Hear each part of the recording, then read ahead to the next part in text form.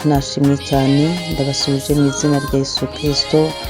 Mwebwe tubana mu mwanya wa niba ture buri gitondo, wowe uri hano mu gihugu cyacu cy'u Rwanda, bari mu bihugu by'amahanga, ku migabane itandukanye, bakristo bitorerera yono, nshuti zanjye ndabasuhuje mu izina rya Yesu Kristo. Imana ibishimire, Imana ibanezeze. Dutangiye iki cyumweru tubanje Imana izahabe, Imana izaturwanirire, Imana izatugerere hahandi mu mitima y'abana b'abantu, aho nta mwana w'umuntu wahagera, nta n'umwe, ndetse buriya n'uwo mubana n'uwo mugendana ntiwagera mu mutima we. Ibyo umenya ni ibimusohotsemo abashije kukwereka, ariko Imana nyir'isi n'ijuru ibasha kugeramo, iritegereza ikareba, niyo imenya imigambi y'abana b'abantu. Imana izahakugerere. Yesu Kristo nashimwe.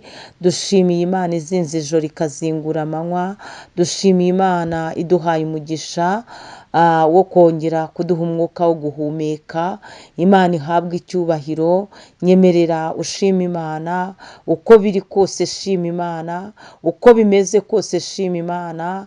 Girira Imana icyizere, n'ibitarasohora izabisohoza, n'ibitarakoreka izabikora. Imana icyo yavuganye nawe izagisohoza, nta cyakitambika ku mugambi w'Imana ku buzima bwawe. Imana ishimwe. Rero muri iki gitondo muri kumwe na Bishop Leonira, umushumba w'itorero Elayono Mountain Church mu Rwanda.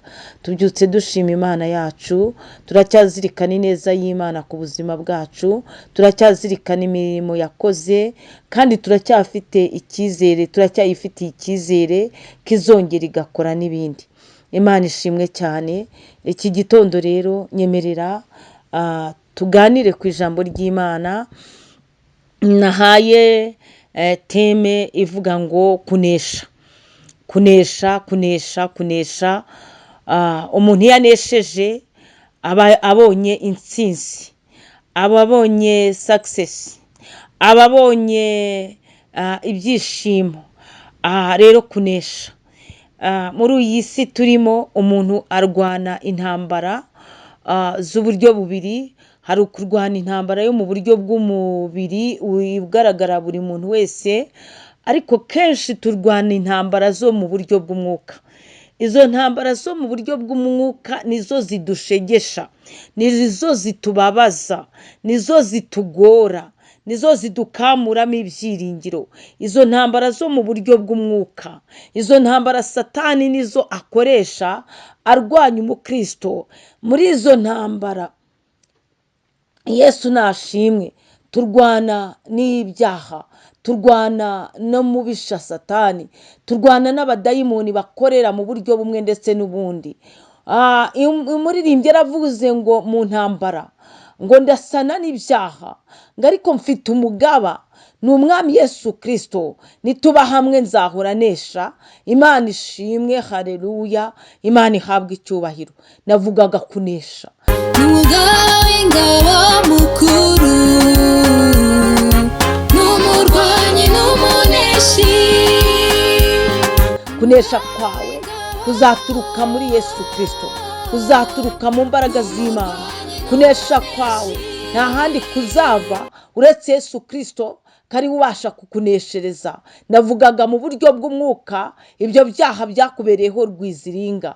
Kandi tugiye no mu buryo bw'umubiri, tugarutse mu buryo bw'umubiri, Imana nyir'isi n'ijuru, Imana ivuga bikaba, yategeka bigakomera, Imana ifite imbaraga, Imana inesha, niyo yonyine yakuneshereza ababisha, niyo yonyine yagukubitira abaguhagurukira, niyo yonyine yakurwaniriza abakurwanya, niyo yonyine yakuburanira imanza, niyo yonyine yakuvuganira, niyo yonyine yaguhorera. Yewe iyo Mana mu buryo bw'umubiri bw'ibifatika ijya igaragara n'intwari ku rugamba. Imana ishimwe cyane. Turacyavuga kunesha, turacyavuga kunesha ku buryo bubiri, kunesha icyaha ndetse no kunesha ababisha bawe, abafatika bemera kukurwanya, buzuriye imbaraga z'abazimu n'abadayimoni, bishingikirije ku mbaraga z'abakonikoni,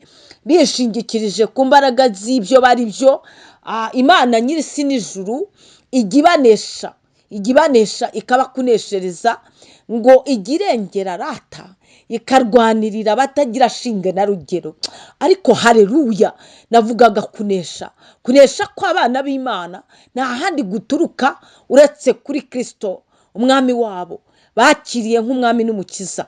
Birashoboka ko waneshejwe kenshi, birashoboka ko waneshejwe rwose ku rugamba, navuga ngo wagiye uneshwa n'ibyaha runaka, ariko uyu munsi wongere wakire Yesu Kristo nk'umwami n'umukiza wawe, akurwanirira urwo rugamba mu mubiri wawe.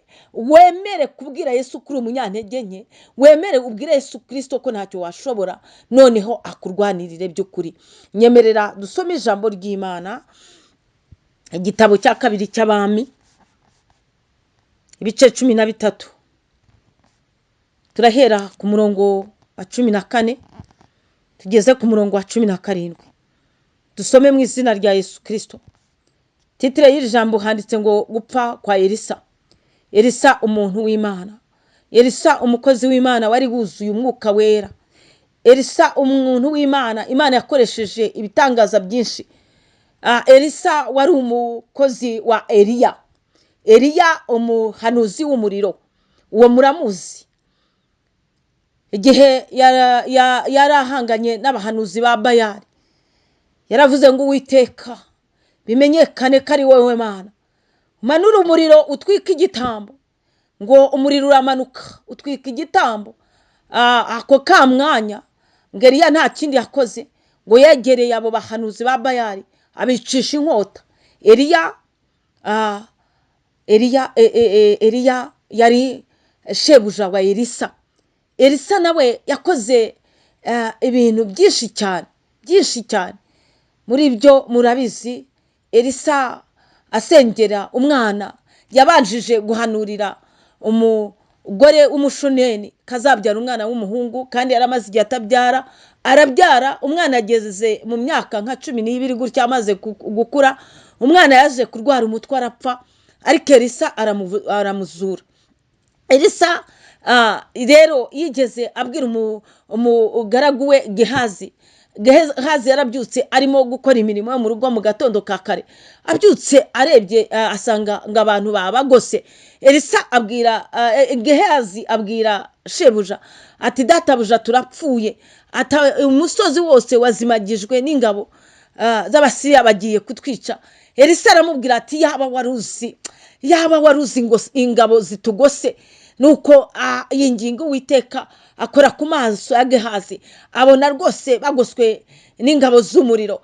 Gehazi aratuza. Noneho Elisa ngahamagara Uwiteka, aravuga ngo bahuma amaso. Ayo ni amakuru ya Elisa yewe nakubwiraga. Ngarangije arazifata arazishorera azisubizayo, ngo bakangutse basanga barumirwa. Nuko ayo ni amakuru makeya nkubwiye, ariko Elisa yakoze ibintu byinshi. Ariko rero baratubwiye ngo gupfa kwa Elisa, Imana ishimwe.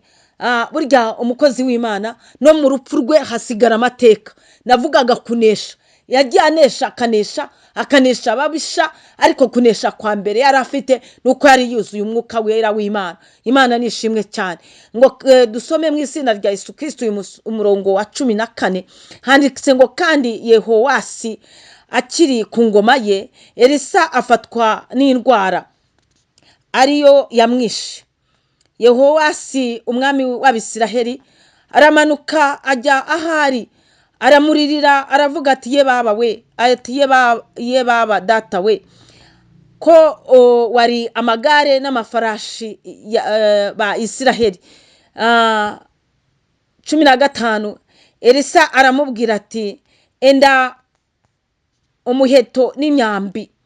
Nuko arayenda abwira umwami w'Abisiraheli ati fata umuheto mu kuboko. Awufata mu kuboko. Elisa ashyira ibiganza bye ku mwami, ku by'umwami. 17 ahera ko aravuga ati kingura idirishya ryerekeye iburasirazuba. Ararikingura. Elisa aramubwira ati rasa. Ararasa aravuga ati ni umwambi w'Uwiteka unesha, niwo mwambi wo kunesha Isiriya, kuko uzatsinda Abasiriya muri Afeka kugeza aho uzabatsembera. Imana ishimwe.